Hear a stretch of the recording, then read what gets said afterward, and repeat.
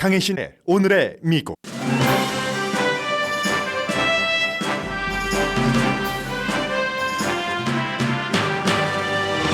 경제 뉴스가 거의 좋은 쪽으로 나오고 소비자들도 경제가 나아진다는 것을 느낍니다. 인플레이션 문제는 지속적으로 좋아지고 오늘 발표된 개인 소비지출 인덱스나 미시건 대학의 소비자 심리지수도 크게 올랐습니다. 대선 후보들은 경제와 관련해 정치적 계산을 달리해야 할 시점입니다. 그러나 캘리포니아주에서는 부자들이 여러 이유로 주를 떠나 세금 수입이 3억 달러 이상 줄어들었습니다. 9월로 예정됐던 에미상 시상식이 처음 9.11 테러 이후 처음으로 연기됐습니다. 헐리우드 작가와 배우 노조 파업 때문입니다. 코비드 시대에도 진행됐었습니다. 미국에서는 7월 15일에 끝난 주에 코비드-19로 인한 입원이 한 주일 전에 비해 10% 증가했습니다. 여름철 여행과 모임 등으로 늘어나는 코비드에 대해 일반인들의 마음다짐이 필요한 시점입니다. 노약자는 여행 전에 감염 이후 복용하는 약 팍스로비드에 대한 상담도 해둘 게 권장됩니다. 트럼프 전 대통령이 기밀 서류 케이스에 대해 3개 추가 혐의로 기소가 됐습니다. 제3의 인물도 같은 케이스로 기소됐는데 기소된 제3의 인물이 감옥행을 피하려고 검찰과 협조하는 것으로 보입니다. 그런데 이 케이스가 트럼프 전 대통령에게는 배드 뉴스만은 아닙니다. 정부는 폭염 대책을 발표했지만 그 발표가 이번 주말 사람들을 시원하게 만들지 못합니다. 미국인들의 3분의 2 이상이 폭염 경고를 받았습니다.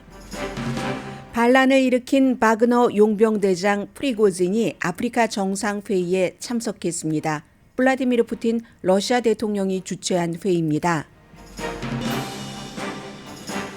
여러분 안녕하십니까? 오늘의 미국 강혜신입니다. 오늘 미국의 케이블 방송은 온통 어제 오후부터 트럼프 전 대통령이 기밀 서류 이 케이스로 37개 혐의에 대해서 기소가 됐지만 물론 본인은 무죄를 주장하고 있고요. 3개 추가 혐의로 기소된 것이 가장 탑 뉴스로 보도가 되고 있습니다. 이건 요즘에 한국에서의 여러 가지 케이스와도 연관이 되는 것 같기도 하고 모든 이런 검찰이 조사하고 수사하는 케이스에서는 일어날 수 있는 일이기도 하고 미국의 대선에 영향을 줄 수도 있고 그러나 저는 다음 순서로 미루고요.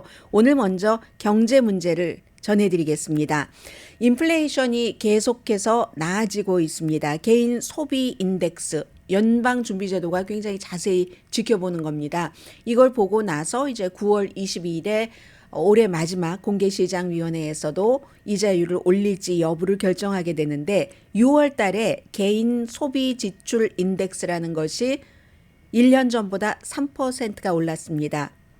5월 달에 3.8%에 비해서는 내려갔지만 어쨌든 이 여러 가지가 우리가 일일이 경제 전문가처럼 모든 걸 다 디테일한 걸 알 필요는 없잖아요. 이게 이제 인플레이션에 좋다는 얘기고요.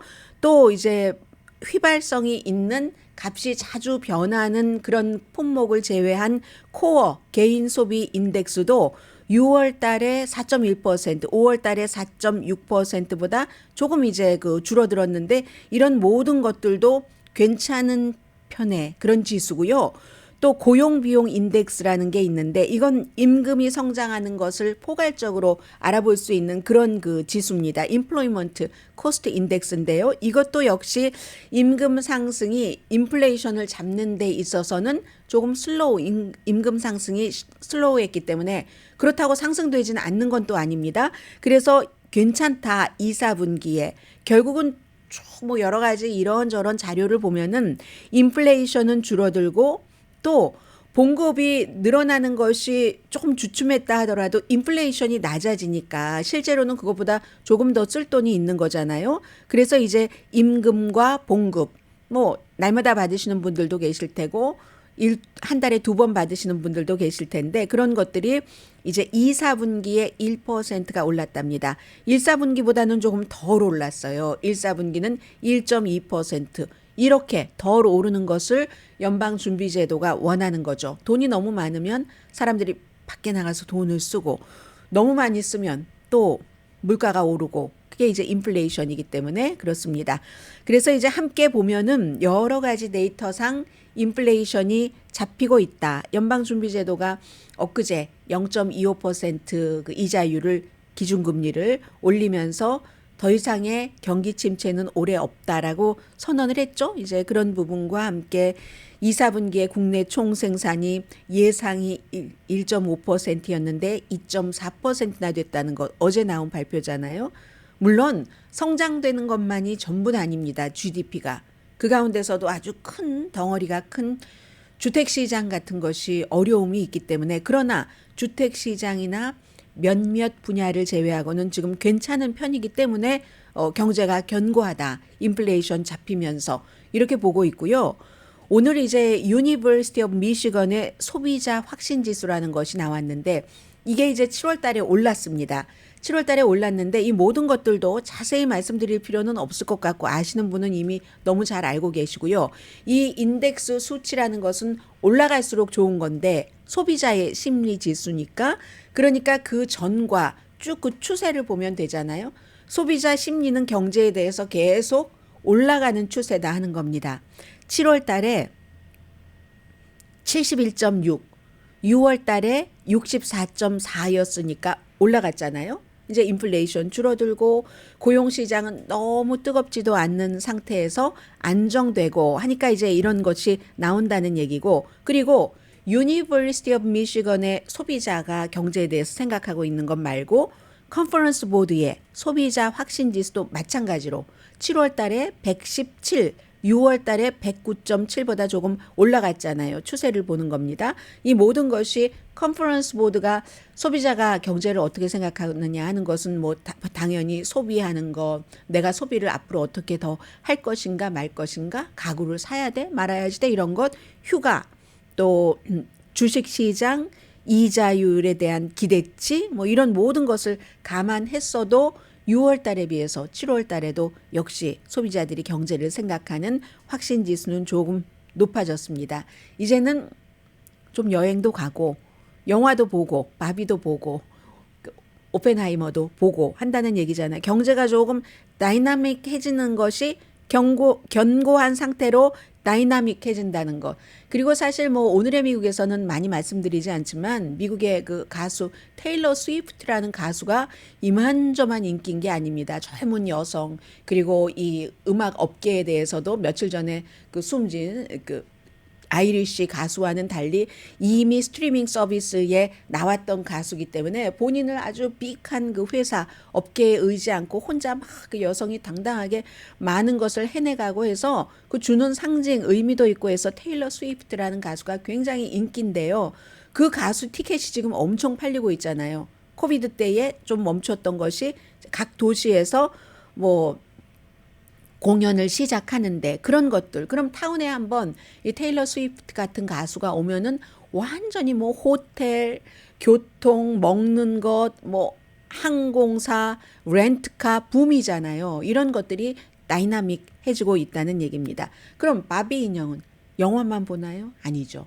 바비라는 그 인형의 주식값까지 올렸습니다. 뿐만이 아니라 완전 핑크잖아요. 백그라운드는 파란색이고 하니까 핑크색 옷이 엄청 지금 팔리고요. 심지어는 이 바비 인형을 조금 그 이미지를 개선을 하고 이 영화를 만들었던 바로 이 그 마텔사의 전에 그 CEO를 맡았던 사람이 갭으로 간다는 것 아니겠습니까? 갭에 가서 중요한 역할을 맡는 그 정도로 이 바비라는 영화가 지금 만들어내고 있는 경제적인 효과도 엄청납니다. 의류에서도 전반적으로 중요한 수치가 여기에 다 나오네요. 소비자 심리 지수는 1년 전에 비해서 39%가 증가했습니다. 39% 사람들이 마음이 좋아졌습니다. 경제에 대해서. 그리고 현재 경제 상황에 대한 소비자의 평가는 지난해에 비해서 31.8%. 아, 좋아. 앞으로 경제에 대한 기대치 1년 전에 비해서 44%가 증가했습니다. 연방준비제도가 인플레이션, 물가 상승률 1년 전에 비해서 이걸 2%로 목표를 잡고 있고 현재는 3%. 갈 길이 먼 것 맞습니다. 그러나 오랜 동안 미국 경기 침체 올 거야 하는데 결국은 오지 않고 끝날 것 같다는 얘기잖아요. 물론 지금부터 이제 7월 말이기 때문에 기류가 바뀔 수 있는 가능성도 있고 이전에 경제 전문가들이 잘못 예측했었던 그런 부분도 있습니다만 현재로서는 경기 침체 오지 않을 것 같고 하다고 하니까 여러분들께서도 요즘에 손님들이 뭐 너무 비싸다고 식당에 안 올 거야. 모르겠어. 안 올 것 같아. 이러다 어쩌지? 이런 생각을 갖고 계신 것보다는 아니 내가 컨트롤할 수는 없지만 소비자 심리 지수도 좋아졌고 경제 상황에 대한 소비자의 평가도 좋고 또 앞으로 다가올 경제에 대한 기대치도 좋아졌다고 하니까 아유 또 사람들이 우리 집에 와서 밥도 먹겠네 물건도 하나 사가겠네 라는 마음을 갖고 계시는 게 훨씬 좋을 것 같습니다. 그런 마음을 갖고 계시면 얼굴이 웃게 되고 그 웃음이 손님을 즐겁게 하고 그게 이제 뭐 여러 가지로 좋지 않을까 이런 생각이 듭니다. 왜 이런 말씀을 자주 요즘에 드리냐면 너무 많은 분들이 코리아타운 경제는 이제 뭐 너무 힘들어. 그것보다 더 심각한 어두운 얘기도 하시는 분들이 계시거든요. 근데 데이터와는 전혀 반대되는 내용이거든요. 올 겁니다. 저쪽에서 파란빛이 생기면 이쪽으로 그 파란빛이 옵니다. 저쪽에서 파란빛이 있는데 이쪽에 아주 이상한 색깔이 브라운 색깔이 절대로 올 수가 없습니다. 파란빛의 색깔이 옅어지기는 할지라도 시간이 필요하기는 할지라도 옵니다. 그러니까 여러분들 아주 긍정적인 마음을 갖고 생활을 하시고요. 경기 침체 없이 인플레이션을 내릴 수 있다. 잘못 전에 추정을 했어도 현재 그렇습니다. 실업률도 3.6%밖에 안 되고 마켓도 다 합니다. 어제는 조금 내려갔지만 지난달에 다우지수가 4%가 증가했고 올해는 아직 이달은 안 끝났기 때문에 집계가 안 된 겁니다. 올 들어서 다우지수가 6% 이상 상승했고요. 그렇습니다. 그래서 이게 또 정치와 연관이 되잖아요. 백악관에는 좋은 뉴스죠. 아주 이 바이든 대통령으로서는 바이드노믹스가 레이거노믹스가 아니라 이게 작동을 한 거다. 가만히 저절로 된 게 아니라 나의 경제 정책이 좋은 것이다 라고 주장을 할 수 있는 좋은 거지만 물론 항상 회의론자는 있습니다. 경제 전문가 가운데서도 여전히 일부 경제학자들은 경기 침체 가능하다고 생각은 하지만 또 제롬 파웰 연준 의장도 갈 길이 좀 있습니다. 인플레이션 2%까지 갈 때는 그렇게 말하지만 바이든 대통령의 재임 기간 동안에 공화당이 내내 이거 2024년도에는 경제를 가지고 선거 캠페인을 해야지 되겠어. 물론 대선뿐만이 아니라 중요한 연방 하원 의원, 상원 의원도 이게 바이든 정책이 잘못됐습니다. 우리가 뭐 등등하면서 하려고 했는데 이제 그 코스를 바꿔야지 될 것은 좀 분명해 보이고요. 오히려 이제 민주당 그 정치인들이 이것을 좋은 면으로 사용을 할 것 같죠. 바이든 대통령 어제도 얘기를 했습니다. 열심히 일하는 국민들이 결과를 보고 있습니다. 실업률은 사상 최저치에 가깝고 3.6%, 인플레이션은 최고치에서 3분의 2가 떨어져서 3분의 2를 그냥 떼냈어요. 그래서 9.1%에서 3%로까지 내렸고 실질적인 임금은 따라서 요즘에 임금 상승률이 조금 줄어들고는 있지만 팬데믹 이전보다 높아졌습니다. 임금 상승률이요. 그리고 이제 깨끗한 에너지, 깨끗한 에너지, 제조업도 마찬가지고요. 뭐 자동차도 전기 자동차니까 제조가 좀 확대되는 분야가 그런 또 민간 분야에서 투자를 많이 하잖아요. 투자할 때마다 바이든 대통령이 이 회사가 이만큼 투자한답니다 하고 홍보해 주잖아요. 해외 기업까지도 현대, 삼성 이런 데도 가서 해주잖아요. 그래서 한 뭐 5천억 달러 이상을 민간에서 투자를 하니까 앞으로 좋아질 겁니다. 이렇게 그 바이든 대통령은 청사진을 내고 있고 여러분들과 저도 마찬가지죠. 저도 봉급을 받는 사람이지만 회사에서 이제 광고국에서 열심히 일을 해서 광고를 많이 받아오면 봉급을 받을 때도 아주 좋고 여러분들도 나는 아니지만 나는 뭐 별로 하는 일이 없지만 전반적인 경제가 좋다고 하니까 나에게 손님이 오고 스몰 비즈니스 하시는 분들 오늘이요 아주 기운차게 출발하는 금요일이 됐으면 좋겠습니다. 박수 3번만 칠게요.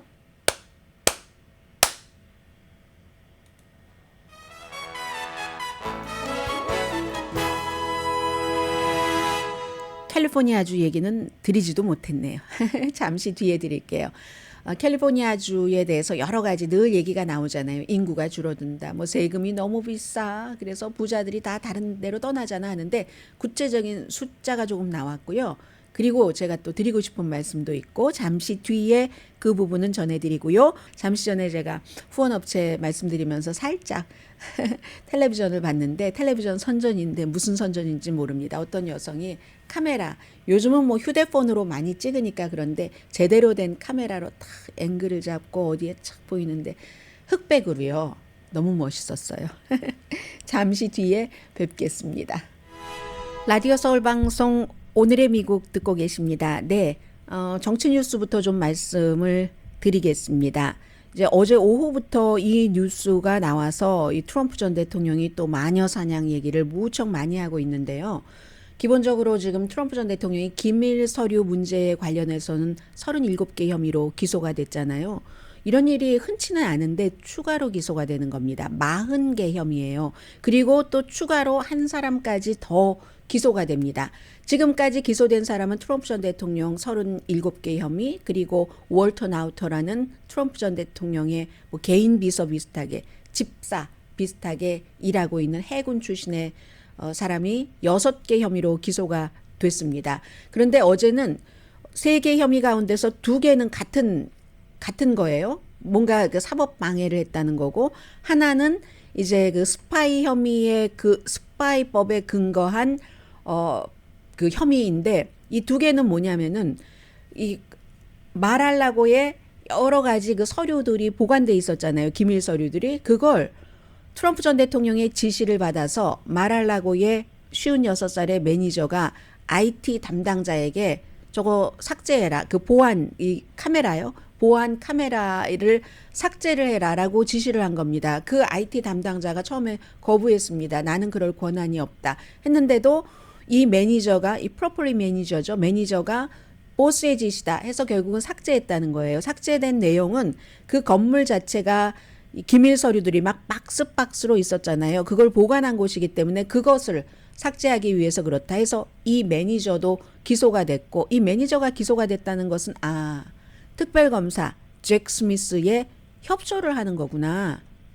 감옥행을 피하기 위해서 이제 이런 것들이 느껴지는 거고요. 그럼 트럼프 전 대통령은 사법 수사 방해 등에서 2개 혐의가 여기에서 이렇게 남에게 지시를 하고 한 것에 대해서 2개 혐의가 된 거고, 그리고 또 하나의 그 트럼프 전 대통령이 추가로 받은 혐의는 기소된 그 기소 케이스는 왜 지난번에 그 본인의 그 뉴저지의 골프장에서 본인이 데리고 일하던 사람의 자서전을 쓰는데, 자서전 작가가 왔을 때 막 뭔가 이렇게 허풍 떨게 하면서 봐봐 이게 기밀이고 뭐 하고 하면서 일안에 관련된 것을 보여줬잖아요. 그게 오디오 테이프 있죠. 거기에 대해서 그 당시에 기소할 때 그것까지는 포함되지 않았습니다. 시차상으로 인해서 오디오가 발견되고 입수되고 하는 그런 것 때문에. 그래서 3가지 혐의로 트럼프 전 대통령이 기소가 추가로 된 겁니다.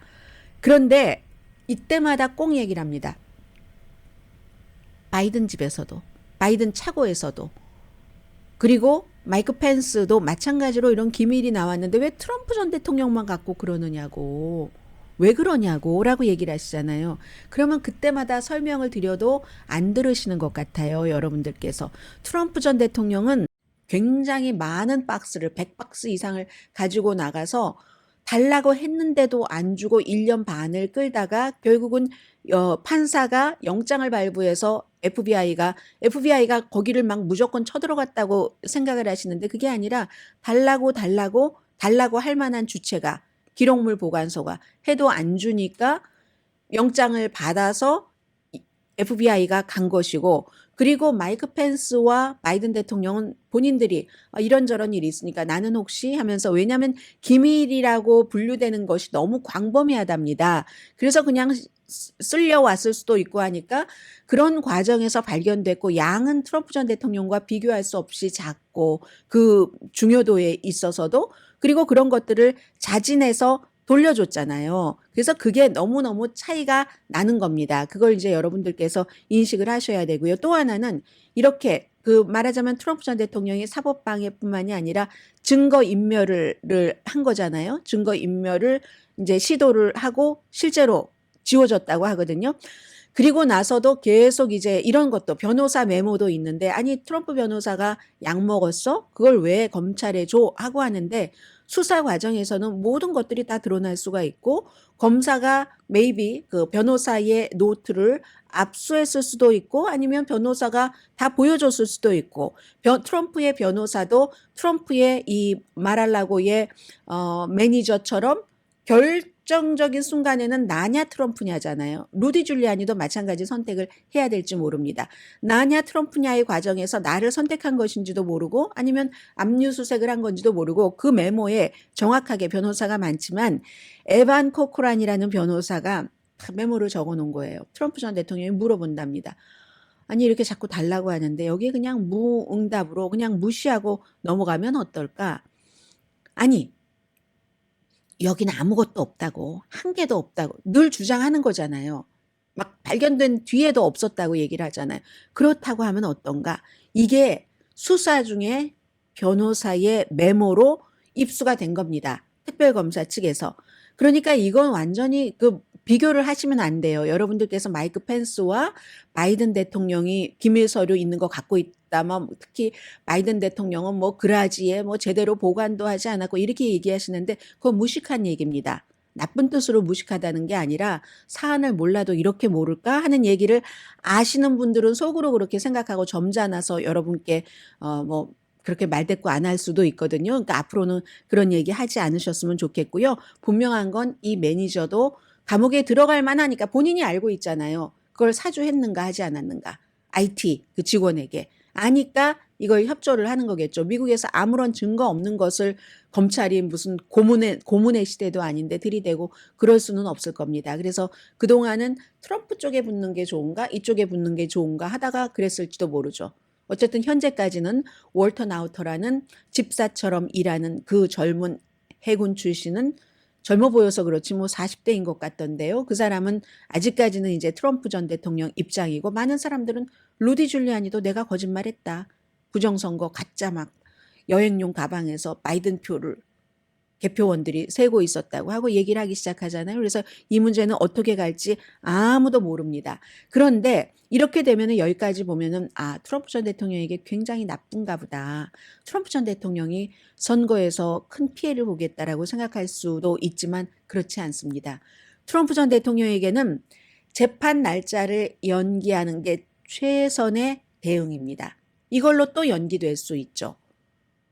지금 재판 날짜가 내년 5월 20일인가 24일인가로 잡혀 있는데 그렇게 되면은 5월 20일이군요. 잡혀 있는데 이 케이스에 대해서. 그런데 그렇게 되면은 그때쯤이면 이미 공화당의 예비선거는 중요한 뭐 슈퍼 선거를 포함해서 다 끝났을 때거든요. 그런데 여기서 더 미뤄질 수도 있다는 겁니다. 새로운 혐의가 추가가 되고 또 뭐 이러니까 세 개나 더.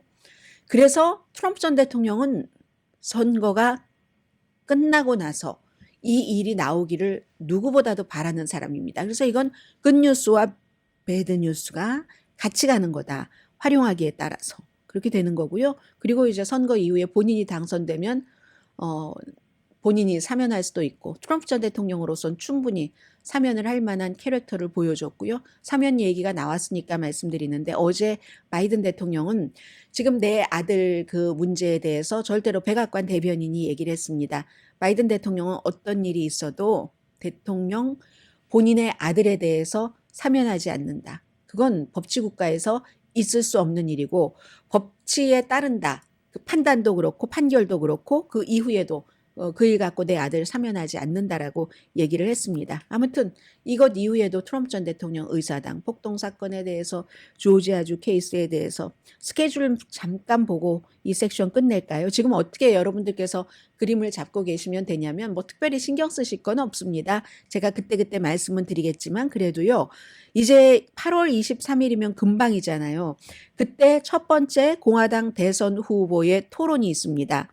그리고 10월 2일에는 트럼프 오거니제이션, 트럼프 사업체예요. 사업체 이름을 그렇게 지었습니다. 민사 소송에 대해서 이제 이게 시작되는 게 있고 내년 1월 15일이 아이오와 공화당과 민주당이 좀 다르잖아요. 아이오와에서 첫 번째 예비 선거 아이오와 코커스가 열립니다. 그런데 같은 날 트럼프 전 대통령은 이진 캐롤이라는 민사 소송이잖아요. 이거 명예 소송. 뭐 어떻게 성폭행을 했다 뭐 등등 해서 그 케이스가 시작이 되고 1월 29일에도 역시 이제 또 다른 뭔가 이제 피라미드 스캠 아주 사건이 너무 많아요. 트럼프 전 대통령은 일일이 말씀도 못 드립니다. 그런 케이스가 있고 그리고 3월 5일이 되면 이때가 이제 슈퍼 튜스데이인 겁니다. 막 공화당, 민주당 큰 주에서 대의원 숫자들 많고 하는 데서 딱 그 예비 선거를 치르고 3월 25일에 뉴욕주에 형사 케이스죠. 이건 이제 허쉬머니 준 것, 포르노 배우에게 선거법 위반한 것, 입막음용으로 돈 주고 언론에 선거 일주일 전에 말하지 못하게 한 것. 그게 있고 그리고 나서 이제 7월 그리고 나서 5월 20일이 이 기밀 서류에 관해서 원래는 재판 시작이 되려고 했었거든요. 그런데 이제 이게 아마 이것보다는 당연히 연기가 되겠죠. 7월 15일이 되면은 공화당 전당대회입니다. 7월 15일 공화당 전당대회는 그 전당대회에서 이미 이때는 후보가 결정이 되는 겁니다.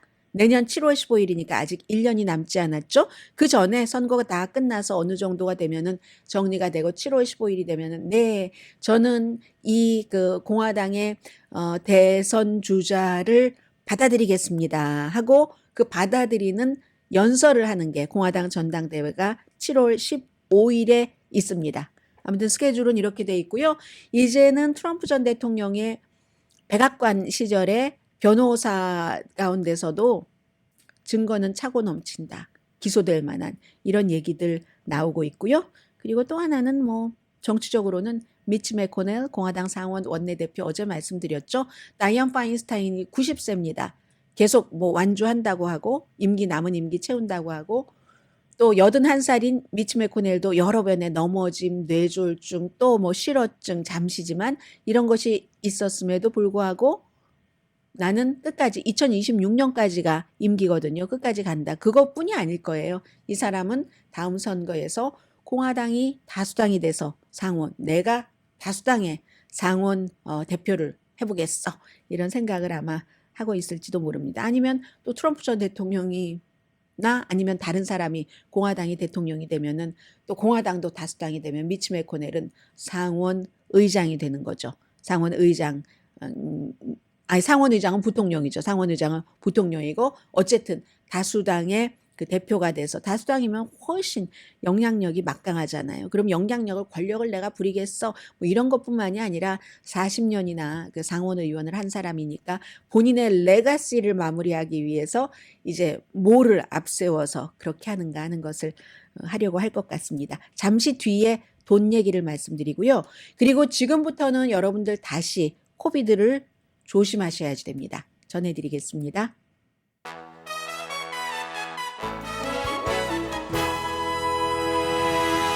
라디오 서울 방송 오늘의 미국 듣고 계십니다. 네, 트럼프 대통령 46, 16, 11, 654 대강자가 기억할 수 있을 것 같고요.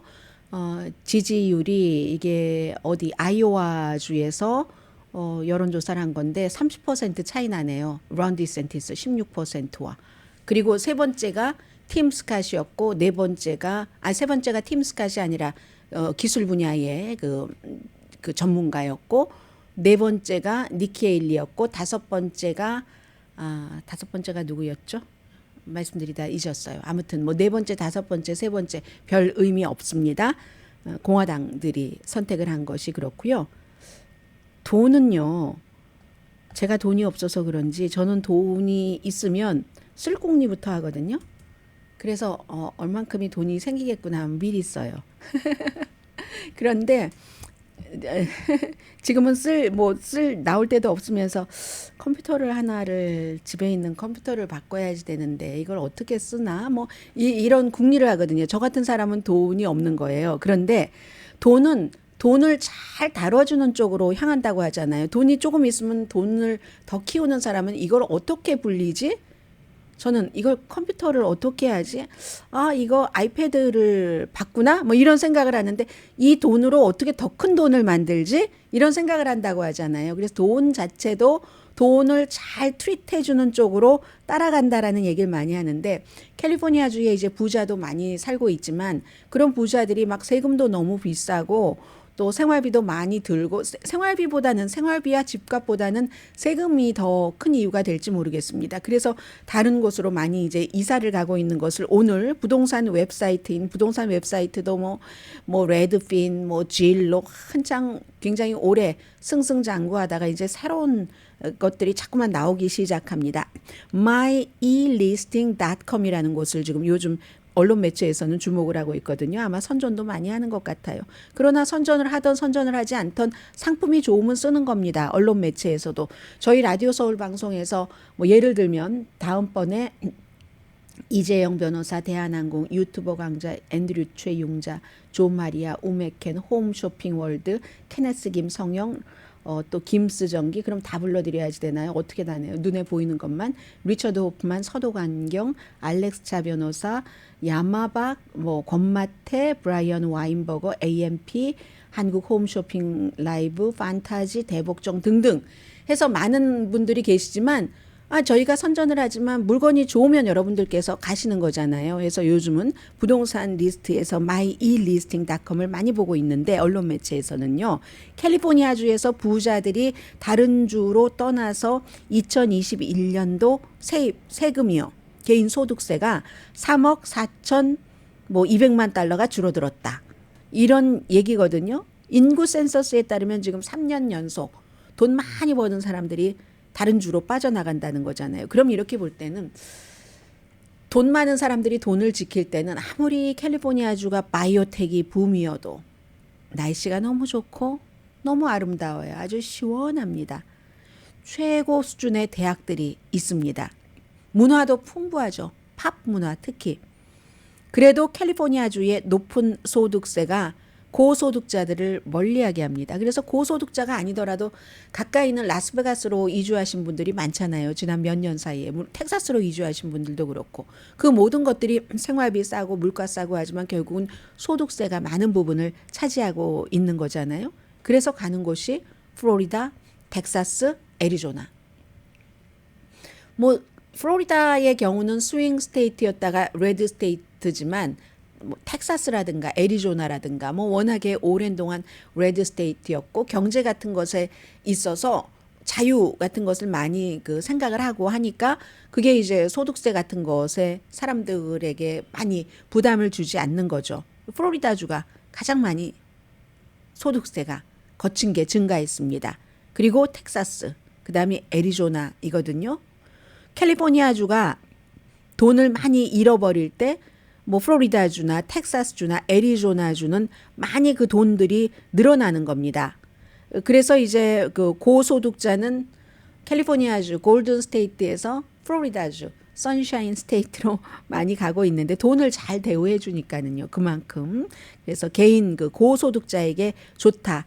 텍사스도 그렇고 플로리다도 그렇고 개인 소득세가 낮으니까 뭐 아예 없는 곳도 있고 경제 전망도 또 좋고요. 그런 분들은 또 경제 전망도 보시니까 세금법과 경제 전망과 라이프 스타일 이런 것을 봐서 그런데 이제 그에 비해서 캘리포니아주처럼 좀 세금이 줄어드는 곳, 사람들이 빠져나가는 곳이잖아요. 뉴욕, 일리노이 다 진보적인 주예요. 뉴저지 세금 수입이 많이 줄어들었습니다. 부자들이 큰 세금을 내는 부자들이 많이 떠나고 있기 때문에 원래 그러니까 사람 가는 곳에 돈이 따라가게 되죠. 인구가 늘어나면 그게 이제 경제 활동이 연결이 되는데 그런데 사람이 가는 곳이 사실은 돈이 있는 곳을 사람이 따라가기도 하죠. 그러니까 이게 어느 게 먼저라고 말하기가 참 힘들어요.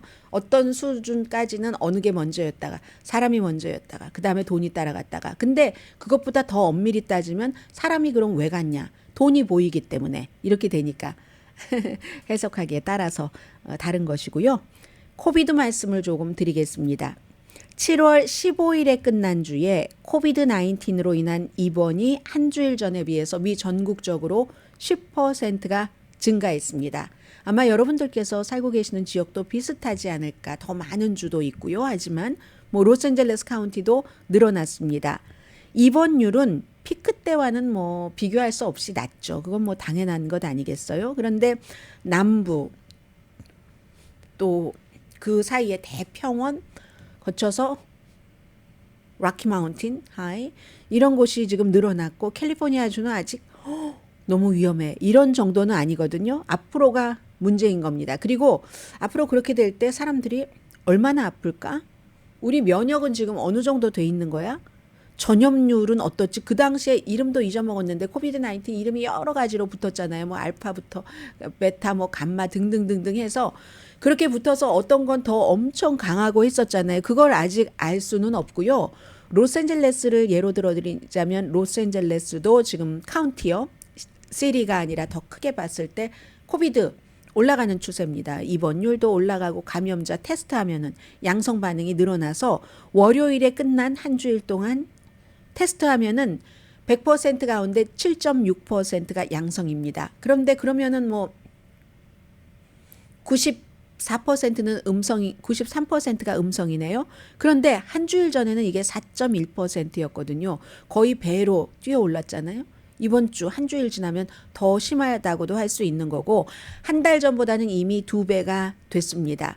입원율은 아직 낮지만 사망률도 낮지만 그렇지만 사망률이라는 것은 입원하고 나서 어느 정도 시차가 있어야지 집계가 되는 그런 그 통계고요. 그러면 이제 이 말씀을 드리기 위해서 앞에를 좀 말씀을 드린 거죠. 결국은 그래서 우리가 어떻게 해야지 되지? 여행들을 많이 가잖아요. 테일러 스위프트의 콘서트도 가고 바비도 보러 가야 되고 오펜하이머 영화도 보러 가시기도 하고 하시는데 그런데 여행 갈 때는 항상 신경을 우선 쓰셔야지 되고요. 마스크 여러분 쓰세요. 저 요즘 잘 안 쓰거든요. 그런데 마스크도 항상 가지고 다니시라라는 얘기를 합니다. 저도 오늘 뭐 방송 끝나고 오후에 어디 들를 때가 있는데 마스크 그래서 가방 안에 챙겨놨습니다. 필요하면 쓰도록 마스크 특히 뭐 엘리베이터 같은 데서 누가 기침하거나 할 때 그 사람이 아팠으면 나는 정말 운이 없는 거잖아요. 그런 때를 대비해서 마스크는 항상 자동차 안에도 뭐 여성분들은 가방 안에도 두셔야지 되고 그리고 중요한 것은 우리가 예전에 처음에는 막 그 백신 카드를 막 가지고 다니기도 하고 그 전화기에 어떠한 기록을 남겨놓기도 했고 했는데 그게 언제예요? 면역성 다 떨어졌잖아요. 마지막에는 또 접종을 받지 않으신 분들이 반 정도는 되지 않을까요? 반 이상일까요? 그렇기 때문에 면역성이 떨어진 데다가 이미 이제 그렇게 되는 것이고요. 마지막에 접종 안 하신 분들도 계시고 그리고 특히 한 번도 코비드-19에 안 걸리신 분들 저 같은 사람 이런 사람들이 지금 조심해야지 된답니다. 이런 사람들이 지금 코비드에 걸리는 사람들을 보면은 한 번도 코비드-19에 걸리지 않은 사람이 많다고 하거든요. 그래서 2022년도 지난해에도 뭐 한참 코비드가 줄어들긴 했지만 LA 카운티에서도 사망률 보면은 항상 심장 질환이 많고 그다음에 이제 알츠하이머 그리고 세 번째가 여전히 그 코비드로 인한 사망이었거든요. 그러니까 여러분들께서 앞에 말씀드린 것 이외에 아픈 사람이 있는 뭐 그런 것을 조금 서로 피해주고 그리고 이제 그렇게 접촉을 했다 하면 바로 테스트를 해보시고요. 마스크 갖고 다니시는 건 말씀을 드렸고 비행기에서도 뭐 이거는 너무너무 중요한 거니까 그렇고 그리고 이걸 전문가들이 지적을 하네요. 팍스로비드라는 먹는 약이 있잖아요. 감염된 뒤에 이제 심각한 증세까지 가지 않게 하기 위해서 하는 거 이 처방전이 있어야지 되기 때문에 어디 여행을 가시는 분들 있죠. 그런 분들은 미리 의사와 상의를 하시랍니다. 왜냐하면 팍스로비드가 갑자기 걸렸는데 금방 먹어야지 되는데 이게 어디 내가 주치의와 가까이 있는 곳이 아니면은 또 여행을 가서 팍스로비드를 구하기 어렵잖아요. 그러니까 미리 뭐 상황을 봐서 미리 받을 수 있으면 처방전을 받아 놓는다든지 그것도 이제 주치의와 상의를 해야지 되는 게 팍스로비드와 내가 지금 복용하고 있는 다른 약, 뭐 혈압약도 되고 콜레스테롤 약도 되고 이런 모든 약들이 관절약도 되고 어떠한 상호작용을 하는지 모르니까 미리 상의는 해두셔야지 된다는 겁니다. 여행을 가서 코비드에 걸렸어요. 그럼 의사가 뭐 예를 들어 전화로라도 처방을 해줄 수 있다던가 긴급 방법을 찾는다 할지라도 시간이 걸리잖아요. 그러니까 미리 이런 것은 특히 위험군이 있잖아요. 코비드에 한 번도 안 걸린 사람, 노약자 이런 사람들 뭐 그렇게 생각을 해두시라 하는 얘기고요. 그리고 잠시 뒤에 뵙겠습니다.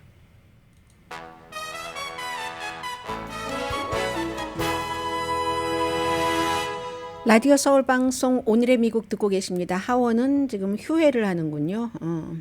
오늘 지출란 같은 것 해결하지 않았는데 일단 쉴 건 또 쉬던데요.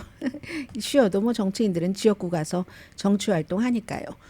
간단히 말씀드릴 만한 이슈인데 9월 달로 예정됐던 9월 18일 그리고 박스에서 중계하기로 했었던 에이미상 시상식은 헐리우드의 배우와 작가협회의 그 파업으로 일단은 연기가 됐습니다. 박스는 내년 1월 달에 하자고 하고 그리고 이제 뭐 배우협회는 11월 달에 하자고 하는데 어떻게 될지는 모르겠지만 이거는 어떻게 중요하냐면 로스앤젤레스에서 열릴 예정이었잖아요. 얼마나 많은 밴더들이 참여를 하겠습니까? 그 시상식 하나를 하기 위해서. 그런데 파업 중에는 어떠한 것도 홍보할 수 없으니까 이 이벤트 자체도 수상 그 후보들이 자신의 그 수상자들이 자신의 작품들을 홍보하는 거잖아요. 그 영화사에서도 영화 그 제작사에서도 마찬가지고 그래서 할 수 없는 건데 코비드 때도 가상으로 했습니다. 다만 2001년도에 9.11 테러 사태 때 그때만 이제 9월 16일이었는데 그때는 이제 11월 달로 연기해서 했거든요. 이번에는 어떻게 될지 모른다는 거잖아요. 이러한 것들이 경제적으로는 막대한 영향을 미칠 테고 그래서 영화도 디즈니사 같은 경우도 뭐 개봉하려고 했었던 영화를 미루려고 하는 것들도 많다고 하거든요. 홍보를 못하니까. 그런 중요한 문제가 있고요. 그리고 기온은요. 80도 이상이면 조금 뭐 아주 편안하지는 않게 되잖아요. 그런데 이 세상에 이렇게 오랜 동안 뭐 40 며칠 피닉스는 27일을 110도 이상 전에 최고 기록은 18일이었는데 엘파소는 42일을 100도 이상, 마이아미도 46일째 100도 이상. 여러분들 어떻게 지내세요? 힘들어서. 그리고 고온에 바람은 없고 습도도 낮고 하면은 이제 산불도 일어나기 때문에 뭐 정부에서도 건축 일하시는 분들 또 농업하시는 분들께 여러 가지 그 강한 규제 그분들 뭐 열사병 같은 것 안 걸리도록 하는 규제안 같은 것을 마련을 했습니다만 특히 오늘과 내일까지는 뭐 버지니아에서 워싱턴 DC, 보스턴 이쪽까지 굉장히 덥다고 하니까요. 뉴욕도 오늘 100도 넘는다고 하고 친구, 가족, 뭐 이웃들을 보살피시라 이게 전문가들 경고입니다. 로스앤젤레스, 워싱턴 DC, 볼티모어, 필라델피아 다 경고받았고요. 오하이오 밸리, 미시시피, 리버 밸리 뭐 남서부, LA 카운티, 피닉스, 달라스, 루이빌, 뉴욕, 워싱턴 DC, 보스턴 저기도 있잖아요. 시애틀도 엄청 지금 기온 올라간다고 하는데 여러분들 모두 물도 많이 드시고 건강 조심하시기 바랍니다. 오늘 금요일 맞죠? 네, 금요일 맞죠? 아무튼 오늘 주말인데 주말에도 굉장히 더운 곳이 많고 7월 달이 이제 공식적으로 세계에서 이 같은 기온을 쭉 점검을 한 1850년이래요. 캘리포니아주가 생긴 때하고 똑같네요. 그때부터 지금까지 기록을 보면은 이제 가장 더운 그런 그 7월 달이었다고 하고요. 그리고 마지막으로 그 가장 최근에 들어온 뉴스 가운데 하나가 여러분들 그 프리고진, 예브게니 프리고진 기억하시죠? 바그너의 대장으로서 러시아에서 반란을 일으켰는데도 아직 무사한 그 프리고진이 어제 그 상테르스부르크, 세인트 피터스버그에서 아시아, 아프리카에 대한 러시아의 영향력이 대단하잖아요. 그 회의에 정상회의에 참석을 했는데 몇 개국의 사람들이 모였다고 하느냐 하면은 32개국. 그래서 국가 원수가 17명 참여를 했는데 여기에서 사진 찍고 그러면 텔레그램에 딱 그 마그너 뭐 이 아래 졸병들이 게재해주고 영향력이 여전하다는 얘기입니다. 강혜신이었습니다.